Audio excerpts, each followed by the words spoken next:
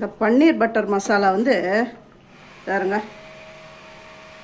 இந்த மாதிரி வச்சு சப்பாத்திக்கு செஞ்சு சாப்பிட்டா அப்பா A1. நல்ல சாஃப்டான அப்படியே பூ மாதிரி வருது பாருங்க.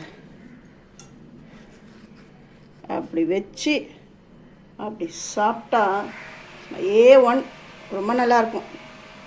பன்னீர் பட்டர் மசாலா பண்ணியிருக்கேன். வீட்டிலே வந்து பால் திரித்து பன்னீர் ரெடி பண்ணி நான் செஞ்சுருக்கிறேன். பிகினர் பன்னீர் பட்டர் மசாலா பண்ண போகிறேன். அதுக்கு வந்து 1 லிட்டர் பால் எடுத்திருக்கேன். ஃபுல் ஃபேட் க்ரீம் தான் நான் எடுத்திருக்கேன். இந்த பால் திரிக்கிறதுக்கு வந்து நீங்கள் லெமன் அப்படி இல்லைன்னா வினிகர் எதுவோ அதை எடுத்துக்கோங்க. ஒரு பாட்டிலே நான் யூஸ் பண்ண போகிறது இல்லை, நான் கொஞ்சமாக தான் யூஸ் பண்ண போகிறேன். ஒரு டம்ளர் எடுத்திருக்கேன். இந்த வினிகரை நான் கொஞ்சமாக இதில் விடுறேன். அதாவது வினிகரை மொத்தமாலாம் சேர்க்கக்கூடாது. அந்த பால் அந்த திரியிற அளவு சேர்த்தா போதும். இந்த வினிகர் எடுத்து வச்சுடுறேன். இந்த டம்ளரில் கால்வாசி தான் நான் எடுத்திருக்கேன். எந்த அளவுக்கு நம்ம வினிகர் எடுத்தோமோ அந்த அளவுக்கு கொஞ்சம் தண்ணி ஆட் பண்ணிக்கோங்க. டைரெக்டாக வினிகர் அப்படியே பாலில் சேர்த்துறாதீங்க. அடுத்த ஸ்டெப்பு, இந்த பாலை உடச்சி ஊற்றி அதை அடுப்பில் வைக்க போகிறேன். ஃபஸ்ட்டு நான் பாலை உடச்சி ஃபஸ்ட்டு ஊற்றிடுறேன். ஒரு 1/2 லிட்டர் பால் ஃபஸ்ட்டு நான் உடச்சி ஊற்றிருக்கிறேன். இப்போ இதில் கொஞ்சமாக தண்ணி விட்டுக்கிறேன். ஏன்னா கொஞ்சம் பால்லாம் இந்த கவரில் ஒட்டிகிட்ருக்கோம். கொஞ்சமாக தான், ரொம்ப இல்லை. இங்கே போனால் ஒரு 2 ஸ்பூன் இருக்கும், அவ்வளோதான்.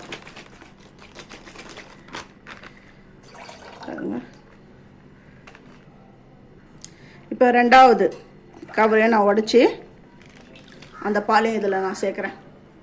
அந்த கவர்லேயும் கொஞ்சம் தண்ணி விட்டு இதில் சேர்த்துட்டேன். இப்போ அடுப்பை ஆன் பண்ணிவிட்டு இந்த பாலை இதில் வச்சுடுறேன். இப்போ ஒரு கரண்டி வச்சு இப்படி தொழவிக்கிட்டே இருக்கணும். பாருங்க, பால் நல்லா பொங்கி வருது. இந்த டைமில் ஸ்டவ்வை ஆஃப் பண்ணிடணும். பாருங்க, ஸ்டவ்வை ஆஃப் பண்ணியாச்சு. இப்போது அந்த டம்ளரில் தண்ணி விட்டு வச்சுருக்கிற அந்த வினிகரை அப்படி ஊற்றினோன்னே பாருங்கள் கேர்ட்லிங் ஆகுது பாருங்கள். அதை கொஞ்சம் கொஞ்சமாக சேர்க்கணும். கொஞ்சம் இப்போவே இதை பாருங்க கேர்ட்லிங் ஆகுது பார்த்தீங்களா? பாருங்க, இந்த பால் வந்து நல்லா கிளியராக அப்படி திரியிற வரையும் கொஞ்சம் கொஞ்சமாக நம்ம வந்து இந்த வினிகரை ஆட் பண்ணணும். இது 3rd டைமாக நான் விட்டுட்டேன். பாருங்க, நல்லா திரிஞ்சு வருது. பால் கலரில் இருக்கக்கூடாது. இது வந்து தண்ணி வந்து நல்லா தண்ணி தனியாக பன்னீர் தனியாக நல்லா திரியணும். அந்த அளவுக்கு கொஞ்சம் கொஞ்சமாக விட்டு கலந்துக்கோங்க. ஸ்டவ் வந்து ஆஃபில் தான் இருக்குது. ஒன்ஸ் பால் வந்து கொதி வந்த உடனே ஸ்டவ்வை வந்து ஆஃப் பண்ணிடணும். ஆஃப் பண்ணிட்டு தான் வினிகரை கொஞ்சம் கொஞ்சமாக சேர்த்து நம்ம வந்து திரிக்கணும். இந்த தண்ணி எடுக்கிறேன். அப்போ கூட வந்து ஒயிட் கலரில் இருக்குது, அந்த மாதிரி இருக்கக்கூடாது. மறுபடியும் கொஞ்சமாக விடுறேன். இந்த yellowish கலரில் வரும் அந்த தண்ணி, அந்த வே வாட்டர் அப்படின்னு பாருங்க. பன்னீர் என்ன அழகாக வந்திருக்கு பாருங்க. சாஃப்டாக இருக்குது, பார்க்குறச்சவே தெரியுது. நல்லா சாஃப்டாக இருக்குது. தண்ணியும் பாருங்கள் நல்லா க்ளீனாக வந்துடுது பாருங்கள் தண்ணி. இப்போது இது போதும். சும்மா தண்ணி விடக்கூடாது, அந்த வினிகரை விடக்கூடாது. இது பாருங்க நல்லா தெளிஞ்சிடுது, க்ளீனாக தெளிஞ்சிடுது. இதில் பாருங்க இன்னும் கொஞ்சம் மிச்சம் மீதி இருக்குது. இது வேஸ்ட்டு தான். இது வேறு ஏதாவது நம்ம யூஸ் பண்ணிக்கலாம். அவ்வளோதான். இதை வந்து நம்ம வடிகட்டிக்கலாம். இது வந்து பன்னீர் மேக்கர். இதுதான் தேவை அப்படின்ற அவசியம்லாம் கிடையாது. இது இந்த பன்னீர் திரிக்கிறதுக்காக நான் வாங்கினது. இப்போ இதில் தான் நான் வந்து பன்னீர் விட போகிறேன். ஃபஸ்ட்டு வந்து ஒரு வெள்ளை ஒரு கிளாத், ஏன்னா இதிலெல்லாம் பாருங்கள் கண்ணு பெருசு பெருசாக இருக்குது. நீங்கள் அப்படியே பாலை விட்டிங்கன்னா அந்த பாலில் இருக்கிற அந்த குட்டி குட்டி பன்னீர்லாம் இது வழியாக ஓடிடும். ஃபஸ்ட்டு இதில் இருக்கிற அந்த பன்னீர் இதில் நான் ஆல்ரெடி சொல்லிட்டேன், இதில் வந்து நியூட்ரிஷன் வேல்யூ இருக்குன்னு. பாருங்கள் எல்லா பன்னீரும் இதில் கொட்டிட்டேன். இப்போ பார்த்தா தெரியுதாருங்க, க்ளீனாக இருக்குது பாருங்கள், நல்லா தெரியுதா? ஏன்னா இந்த அதனால தான் ஆரம்பத்துலேருந்தே கரண்டியை விட்டு கலந்துக்கிட்டே இருக்கணும். இதை அப்படியே விட்டுறக்கூடாது, கொஞ்சமாக தண்ணி விட்டு வாஷ் பண்ணணும். ஏன்னா இது வந்து புளிப்பு டேஸ்ட் அதிகமாக இருக்கும். வினிகர் தானே விட்டுருக்கோம், அதனால் கொஞ்சம் தண்ணி விட்டு நல்லா அலசிக்கோங்க. அந்த புளிப்பு டேஸ்ட்டு போகிறதுக்கு இப்படி பண்ணிக்கோங்க. ஃபஸ்ட்டு என்னுடைய வீடியோவை பார்க்குறவங்க சப்ஸ்கிரைப் பண்ணலைன்னா சப்ஸ்கிரைப் பண்ணுங்கள், ஆல் என்ற ஆப்ஷன் தொடுங்க. அப்போ தான் நான் போடுற ஒரு வீடியோவுடைய நோட்டிஃபிகேஷனும் உங்களுக்கு காட்டும். இப்போ எல்லாத்தையும் வாஷ் பண்ணிட்டேன், அந்த துணி போட்டு மூடிட்டேன். இப்போ இந்த இது வச்சுடுங்க. இப்படி இதுக்கு மேலே ஒரு வெயிட்டு, அவ்வளோதான். ஒரு 1/2 ஹவருக்கு அப்படியே இருக்கட்டும். இப்போ பன்னீர் ரெடி ஆகிடுது.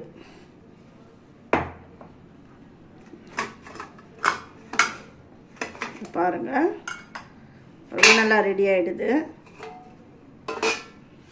இந்த தட்டில் அப்படி வச்சு நல்லா அவ்வளோதான். இந்த துணியையும் நான் எடுத்து உங்களுக்கு காட்டுறேன்.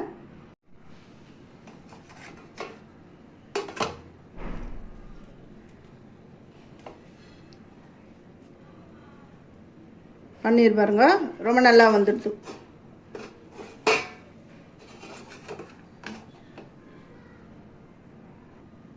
இதை நல்லா க்யூப்ஸாக நம்ம கட் பண்ணிடலாம்.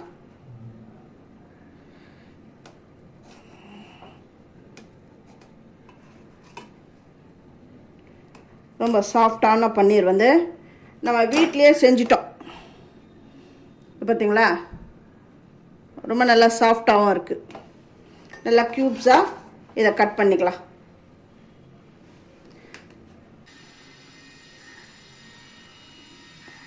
எவ்வளோ சாஃப்டாக இருக்குது பார்த்தீங்களா? இதை வருங்க.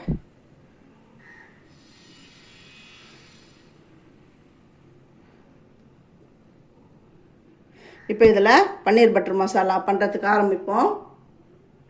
தக்காளி, பெரிய தக்காளி 2, பெரிய வெங்காயம், இஞ்சி ஒரு துண்டு தான் எடுத்திருக்கேன், பூண்டு, அப்புறமா முந்திரி.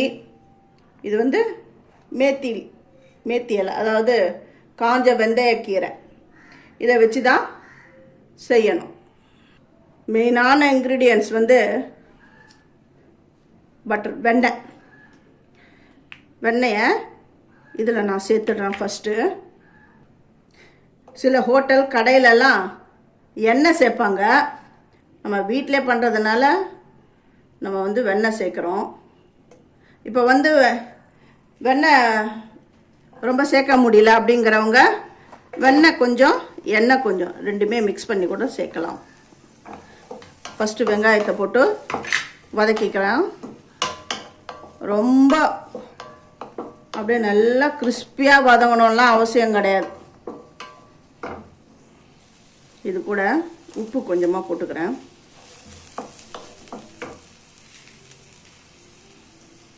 இஞ்சி பூண்டு ஒரு 4-5 பல்லு போட்டுக்கோங்க. அப்புறம் தக்காளி, முந்திரி. இந்த தக்காளி வந்து நல்லா ஸ்மூத்தாக வரணும், அந்த அளவுக்கு வதங்கினா போதும். வதங்கட்டும்.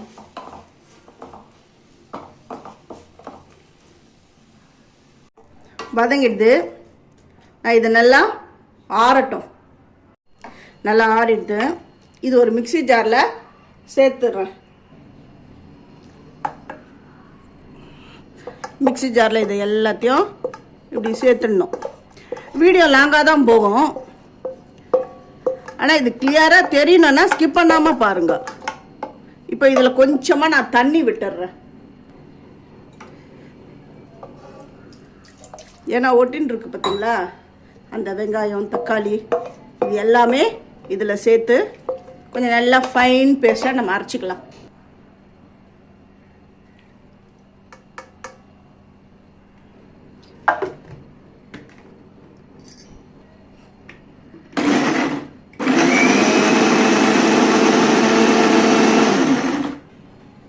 ரொம்ப நல்லா பாருங்கள் பேஸ்ட் மாதிரி நல்லா அரைச்சிட்டேன்.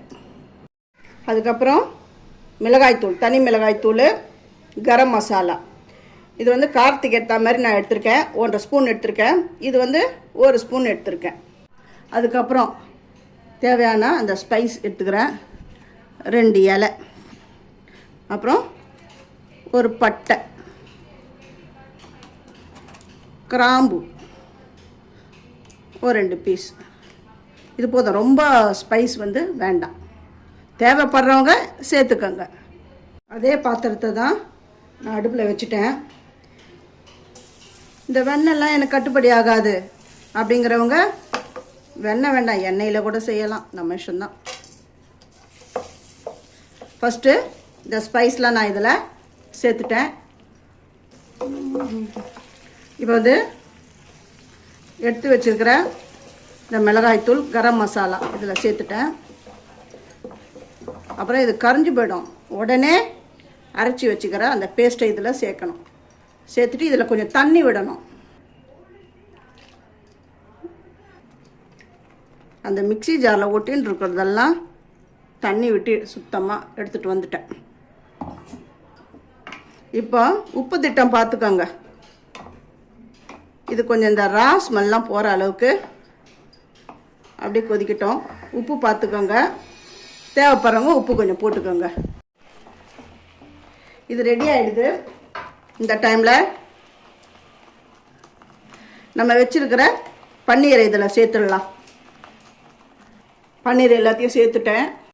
இப்போ எல்லாத்தையும் சேர்த்து அப்படி ஸ்மூத்தாக கலந்து விடுங்க. இது உடையெல்லாம் உடையாது, நல்லா தான் இருக்கும். நான் கிளியராக எக்ஸ்பிளைன் பண்ணியிருக்கேன். உங்களுக்கு பிடிச்சிருந்தா லைக் பண்ணுங்கள், ஹைப் கொடுங்க. ஃபைனல் டச்சு சர்க்கரையை சேர்த்துடணும். ஏன் வந்து சர்க்கரையை சேர்க்குறோன்னா, நம்ம போட்டுக்கிறது அந்த புளிப்பு எல்லாமே வந்து பேலன்ஸ் பண்ணி கொடுக்கும். அடுத்தது தாருங்க, இந்த காஞ்ச வெந்தயக்கீரையை வந்து இப்படி க்ரஷ் பண்ணிவிட்டு அப்படி சேர்த்துடுங்க. ஹோட்டலில் வந்து அந்த க்ரீம், மில்க் க்ரீமை ஸ்டவ் ஆஃப் பண்ணிடுற அப்படி போடுவாங்க. வீட்டில் இருந்தால் போடுங்க, இல்லைன்னா வேண்டாம். நீங்கள் வந்து காஷ்மீரி மிளகாய் சேர்த்திங்கன்னா இந்த கலர் வந்து நல்லா டார்க் கலர், ரெட்டிஷ் கலரில், ரொம்ப நல்லா ரெட்டிஷ் கலரில் வரும். பன்னீர் பட்டர் மசாலா ரெடி ஆகிடுது. சப்பாத்திக்கு பூரிக்கெலாம் அட்டகாசமாக இருக்கும்.